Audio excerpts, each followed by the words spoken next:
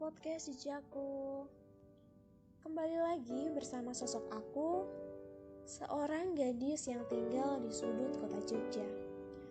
Oh ya, bicara tentang kota Jogja nih, kalian pasti banyak kan yang pernah dengerin soal salah satu sebutan untuk kota Jogja. Yap, benar banget. Kota Jogja adalah sebuah kota yang mempunyai julukan sebagai kota pelajar. Sebagai orang asli Jogja, aku tentunya bangga bisa dilahirkan di kota yang dijuluki sebagai kota pelajar. Memang benar sih, di Jogja ada banyak sekali sekolah dan perguruan tinggi yang bahkan sebagian tergolong bergengsi. Setiap tahun pun ada puluhan ribu pelajar yang datang silih berganti. Nah, menyinggung tentang pendidikan nih, 2020 merupakan tahun yang sangat berbeda dari tahun-tahun sebelumnya. 2020 memberikan kita banyak hal baru yang harus kita hadapi. Harus membuat kita mampu untuk membiasakan diri. Pandemi, salah satu kejutan luar biasa yang hadir di tahun 2020 ini. Sebuah virus luar biasa yang membuat kita harus bersikap tidak seperti biasanya.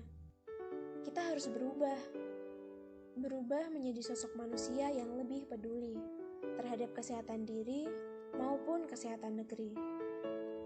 Begitu pula dalam hal pendidikan. 4 Maret 2020, Wakil Ketua Komisi 10 DPR RI Abdul Fikri Fakih meminta Menteri Pendidikan dan Kebudayaan atau Mendikbud Nadiem Makarim meliburkan kegiatan belajar mengajar di sekolah maupun di kampus dalam masa karantina yang ditentukan oleh otoritas tempat. Nah, teman-teman mungkin juga udah tahu kan tentang hal tersebut. Jadi, hal tersebut dilakukan karena memang salah satu rekomendasi dari WHO yang bertujuan untuk meminimalkan epidemik virus corona. Oke, baik. Dari tadi kita sudah menyinggung mengenai kota pelajar, COVID-19, dan juga kebijakan Mendikbud Nadiem Makarim. Nah, sebagian dari teman-teman mungkin ada yang bertanya-tanya nih, sebenarnya podcast kali ini mau membahas tentang apa sih? Jadi, pada podcast kali ini kita akan mengukir jejak mengenai seorang guru di penghujung jarak dan waktu di podcast Jejakku. Mengukir jejak demi jejak melalui kata penuh makna bersama saya, Rina Indriani. Guru, mendengar mengenai kata itu, apa sih yang ada di benak kalian? Sosok pengajar, orang tua kedua, atau tempat curhat yang asik saat di luar jam pelajaran? Pasti beda-beda ya pandangan kalian mengenai sosok guru. Oke, di sini aku tadi udah sempat open Q&A nih di story WA dan juga di story IG aku. Ada beberapa balasan yang masuk terkait apa sih yang ada di benak mereka ketika mendengar kata guru. Ada yang bilang, sing digugu lan ditiru. Nah, itu benar banget sih. Jadi, guru dalam tradisi Jawa merupakan akronim dari digugu lan ditiru, yang artinya orang yang dipercaya dan diikuti. Bukan hanya bertanggung jawab mengajar mata pelajaran yang menjadi tugasnya, melainkan lebih dari itu, juga mendidik moral, etika, integritas, dan karakter. Ada yang bilang, ibuku. Karena selain memang profesi ibunya sebagai seorang guru, bagi murid-muridnya, bagi dia, ibunya jugalah yang menjadi madrasah pertama bagi anak-anaknya. Ada juga yang bilang pahlawan tanpa tanda jasa.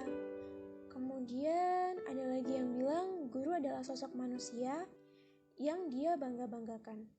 Karena bagi dia, tanpa adanya kehadiran guru, dia bukanlah siapa-siapa dan bukanlah apa-apa. Gurulah yang membantu proses metamorfosis dalam dirinya untuk berkembang ke arah yang lebih baik.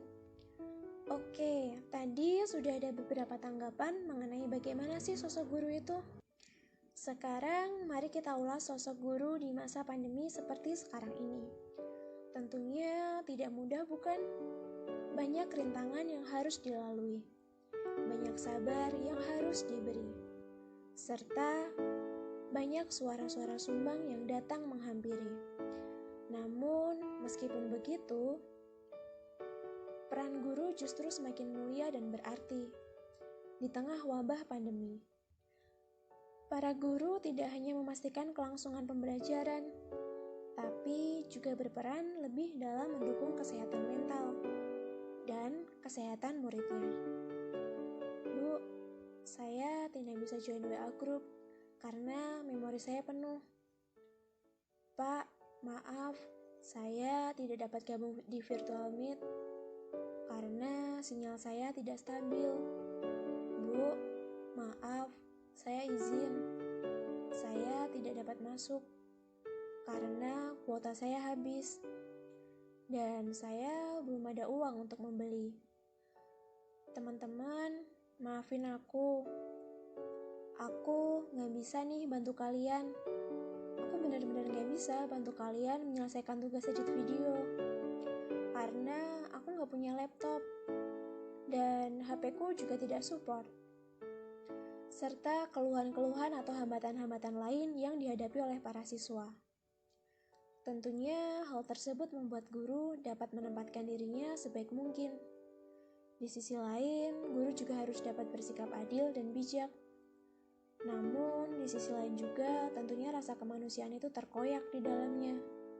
Maka dari itu, untuk para guru di seluruh Indonesia, saya ucapkan terima kasih karena telah berusaha membantu mencetak generasi muda yang unggul sebagai investasi bangsa kita.